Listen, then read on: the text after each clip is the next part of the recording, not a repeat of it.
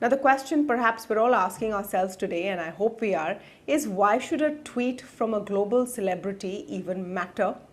Now, whether you agree with the farmers who are protesting or you disagree with them, you will surely agree that one person saying something on a social media platform does not really move the needle in any real way. It does not impact anything. It does not really matter, even if they happen to be a global celebrity with hundreds and millions of followers on social media. Honestly, most Indians have possibly not even heard of Rihanna or Greta Thunberg or know who they are. But their tweeting on the farmers' protest has brought the spotlight back on the issue. Now, let me be honest with you. If it was just Rihanna or Greta Thunberg who had tweeted about the story, it perhaps may have not even made it to the top of the India development debate today. But the fact that the Ministry of External Affairs has chosen to respond and hence in a way legitimized this tweet means it is now becoming a big story. The fact that Indian celebrities have sort of hit back and seem to have hit back at what these 2 or 3 celebrities have said means that the spotlight is back, the focus is back. And frankly, we believe that if you are discussing the farm issues today, you must talk about the facts and why farm reforms are important. I'm not saying that the laws are completely correct. I'm not saying they're wrong. But we need to look at all sides of this debate and understand what is in these laws. We need to understand why thousands of farmers have been protesting since November and whether we're any closer to a breakthrough or even further away from it after what happened on 26th of Jan. And hopefully helping us in this leg of the conversation to focus on the real debate, I'm joined today by Siraj Hussain, former Agricultural Secretary, Professor R. Ramakumar, Professor and Economist at TIS, and Maithili Bhusramat, Consulting Editor at ET Now. Welcome to all of you and thank you for speaking with us today. Mr. Hussain, let me come in with your view and let's go back to what has been happening since November, where farmers have been really strong on their demand to repeal the laws, and a section of farmers who have been protesting. The government has so far said they will put the laws under suspension for a matter of 2 years. They've been ready to roll back a few of the really contentious parts of the law which the farmers have been opposed to, but there has been no headway yet. How do you see this situation panning out? I wish I knew the answer, Tamanna. The only thing I can say is that there is a lot of distrust now, not only between the farmers and the government, but also between several states and the union government. And yesterday in the budget, day before yesterday in the budget, the finance minister announced provision of cess and reduction of customs duties on a number of items, which means that out of 30,000 crores, which will be collected by the center as cess, will not be shared with the states. So what is happening is that this distrust between the center and the states and other stakeholders is increasing instead of declining, which in my view is not a good thing to happen.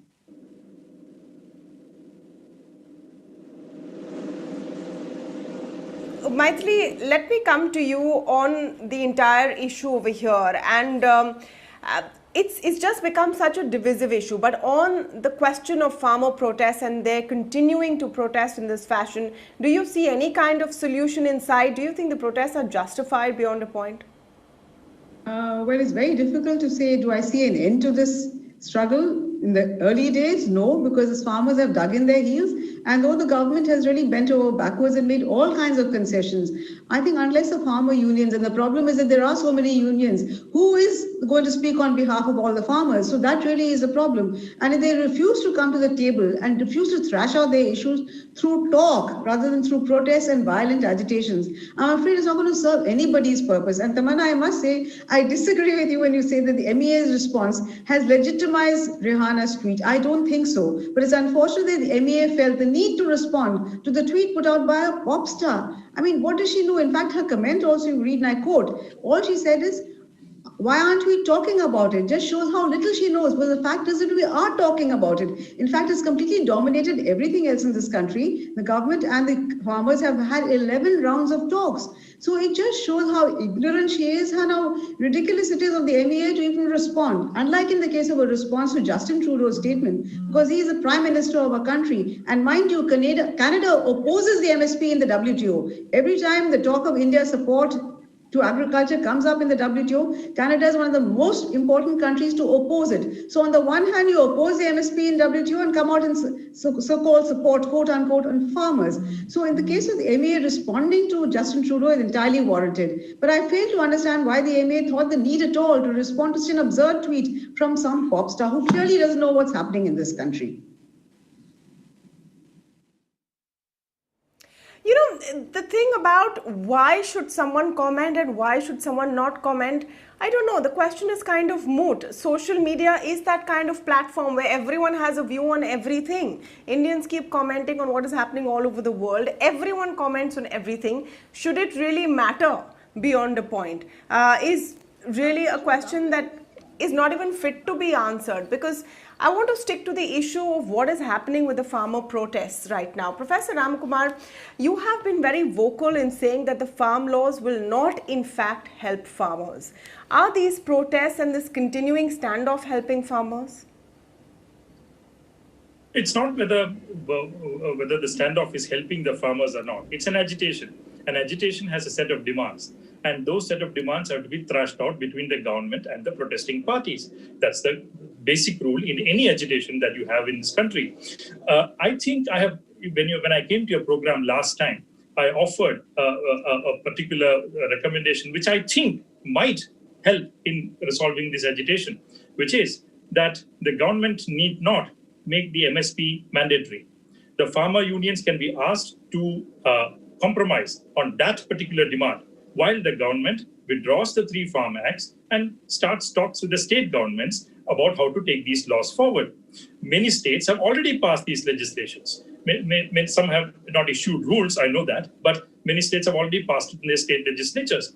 So the appropriate path for the government to go ahead from here, in my view, is to take the 3 farm laws back, repeal them, while the farmers would be open to a discussion on the second important demand, which is making MSP mandatory. I'm sure if the 3 Farm Acts are withdrawn, there will be a path which will be open to resolve this by the farmers compromising on the second particular demand. But the government has not come forward to do that at all. That is the first problem. The second is, I find this whole discussion a bit laughable, because we are a country whose prime minister went to a foreign country, raised the hand of a candidate in a presidential election and said, "Ab ki baar Trump sarkar." Now, is that not interference in another country's politics? And who is Rihanna? Who is Greta Thunberg? They're just young people making a particular comment on social media. Why has the Ministry of External Affairs reacted to it? I think they have a huge problem of insecurity. They're not confident. For all the talk about India being a 5 trillion economy, great power, and so on, you feel terribly insecure about a pop star wanting to talk about an agitation that is going on in your country. How more insecure can you get? It shows a problem. It's not I find it laughable on one side, but I also find it terribly amusing that the Ministry of External Affairs has responded to a tweet by a pop star on this. And it has also, may I say this with some responsibility, has unleashed a whole army of Indian celebrities who are very close to the Indian political party, which is ruling this government. And most of them have cut-pasted almost the same message with some change here and there, and have all posted it. Ajay Devgan, Akshay Kumar, all these poster boys of the Saffron Kingdom in India are out in social media today. This is low-level politics. India can do better than this. Tamanna, can I intervene? I want to focus, if everyone has... Yeah, sure, Maitri. Sure. I strongly object to Ramkumar saying that the reaction of the MAS comes out of insecurity. Yes, I agree, it was needless, it was not necessary. But to argue that this comes out of insecurity, I think is pushing it too far. And as for the repeal of the farm laws, these are legitimate laws, passed legitimately. Initially, it was an ordinance, subsequently passed by Parliament, maybe by voice vote, but it was passed legitimately. So if there's a problem, you can go to the court. The Supreme MPs asked for a division. They didn't divide it. No, but the government of it is Two the government. MPs stood up on their chair and asked One for by a one, division. one by Who of one, the please. parliament One is by there? one. If there is at least one MP asking for a division, Ramkumar, there should 1 be a minute. vote. Ramkumar, Why she was heard not you voted? out. Professor Why was not Ramkumar, we'll voted? speak one by one on this discussion. Please, sir. All yours, 1 minute. Mohammed. Professor Ramkumar will speak one by one on this discussion. Maithili heard you out. We'll speak one by one. There's plenty of time, nothing to worry about. Yes, Maithili, please do complete your point. I said these are legitimate laws. If somebody has a problem with them, there are ways in a democracy to voice your protest. You can go to the court and you have the ultimate weapon. You can always vote the government out next time the elections come. But you cannot agitate in this fashion and, continue to be like this and not even come to the negotiating table. These laws are necessary laws. This is a 1991 movement that we saw in industry happening now in agriculture. It is not just this government which has talked about it.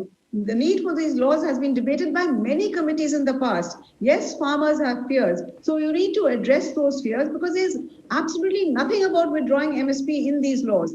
And the finance minister spoke in parliament about how procurement has increased dramatically. Now, if these farmers have fears, imaginary fears, because in the law there is nothing, you need to reach out. And the government has tried to reach out. But if the farmer unions just refuse to come to the negotiating table, what is the government to do? It becomes very difficult in a democracy. And I think we need to understand that it takes two hands to clap. If the government is putting out an olive branch, the farmer unions must also do it. And we're talking about agitation. Look at the number of, we're a country of 1.3 billion. What percentage of the farmers are agitation, Taman? I think it's important to think of that also, because it is a fact that some farmers have been subsidized, in fact, by the vast majority of farmers in the country all these years, because MSP had a purpose in the past when we did not have enough food to feed our people. Today, the days of MSP are over, but the government has not said it will not procure. It still says it will procure. If we continue with the present policies, Punjab will become a desert. The water table in Punjab has already shrunk, gone down so far.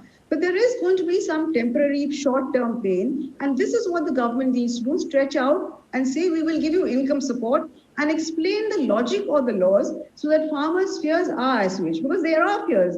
For them, there are genuine fears. And that is what you need to address. Unfortunately, we live in an age of There Twitter. are fears. And for those... Sorry, carry on, Tamanna. No, farmers do have fears, and from their point of view, they're possibly legitimate fears.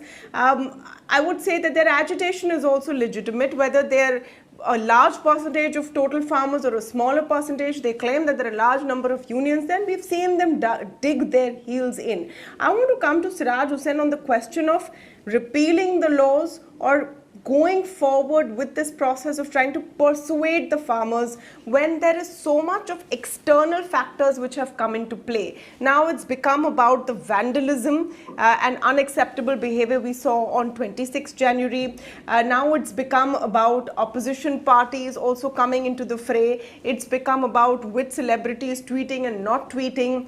Do you think all of this is distracting from the actual hard task of making this work? You are right. Unfortunately, that has taken a back seat. Now, I would imagine if somebody asked me to give an advice, then I would tell the government to say that, okay, we put these laws on hold till the elections. But in the meantime, let us discuss how Punjab and Haryana are going to reduce their area under paddy. Now, Maithili mentioned about direct income support to farmers who want to diversify from paddy. As far as I am concerned, I have not seen any such proposal by the government of India, any such offer by the government of India to share the burden of loss of income. See, the bottom line is that farmers who want to shift from paddy to other crops are not fools. They also know that their water level is going down. They want to shift. But the thing is that the income from other alternative crops, whether it is maize or pulses or oilseeds, kharif oilseed or whatever, the income is just about half of what paddy gives. So that is the difficulty. They are going to suffer a loss of income. Now, ideally, you see what has happened is, and I will finish off here, what has happened is that all these 20 years, the view in general in the government has been that it is the domain of states to legislate on agriculture marketing.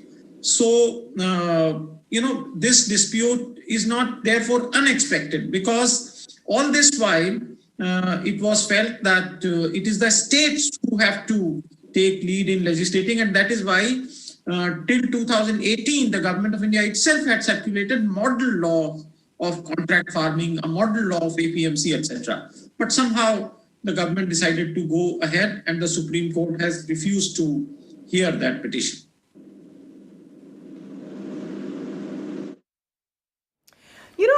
I want to, Professor Ramakumar, I want you to come in here on the question of what in these laws specifically do you think will legitimately hurt farmers? I think that's a clear point that we need to enunciate. If there is a concern, what is it? If it's the revoking of MSPs, the government saying we are not going to do it. If it was the concern that can we go to a proper court of law for redressal if we're cheated out of contract farming, they're ready to withdraw that. If it's a concern about a level playing field inside the mandis and outside the mandis in terms of taxation, etc., they've come back with a proposal saying that we'll fix that. So if these 2-3 bugbears are out of the way, then what in the current formula is still concerning, which you think will legitimately harm farmers? So that's one point. But before that, it is the question of the constitutionality of the bill is important. We should not sidestep it, saying that this is a good bill and hence unconstitutionality is fine. That's not a good argument. So if the bill is unconstitutional, it is unconstitutional. That's one. The second is coming to your question. There are multiple fears that many economists and farmer organizations, etc., have in this regard. The first is that the government claims that the coming in of private markets would actually give them more freedom to sell, the farmers more freedom of choice. The farmers are responding that probably that freedom is already there. Only about 29% of the paddy in India is sold by a farmer directly to a mandi. Only 44% of the wheat in India is sold by a farmer directly to a mandi.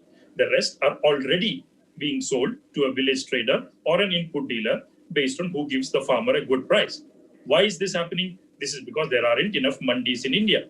We have not invested in the establishment of adequate mandis. We should have, according to the Doubling Farmers Income Committee of this particular government, at least 10,180 mandis in India. But we have only 6,800 mandis. Second is India is a land of small and marginal farmers. They can't go 25 kilometers away with their small surplus that they produce, bear the transport costs and sell the produce there at whatever price they get, because it's not viable for them. So they sell it in the village itself. So the whole problem of the freedom for farmers is probably already there. What you need is establishment of more mandis, more markets. That is why the government says we have brought up these acts, 3 farm acts. More private markets will come. But will private markets come? Have private markets come in Bihar after the repeal of the APMC Act in 2006? Have private markets come in Kerala, where there are absolutely no APMC acts for the last 40 to 50 years? Coffee was depooled in 1996. Did private markets come and start buying coffee from the coffee farmers of Wayanad in Kerala? No. They started committing suicide from 1998 because coffee prices started plummeting. Now, these are legitimate fears. Let me just get a response to this. One second, one sentence. Professor Ramkumar, one thing at a time. If you bring these acts, one sentence. If the legitimate fear is that if these farm acts come and APMCs are actually weakened and private markets do not come, is they are unlikely to, then there will be a Bihar-like situation where a regulated market will be replaced by unregulated and unscrupulous traders. There is no answer from the government to this particular point. Nobody in the government has answered why no private markets have come in Bihar. All right. So let me get responses from the other panelists on this point. And I think this is what we should be discussing. This is what the country should be discussing.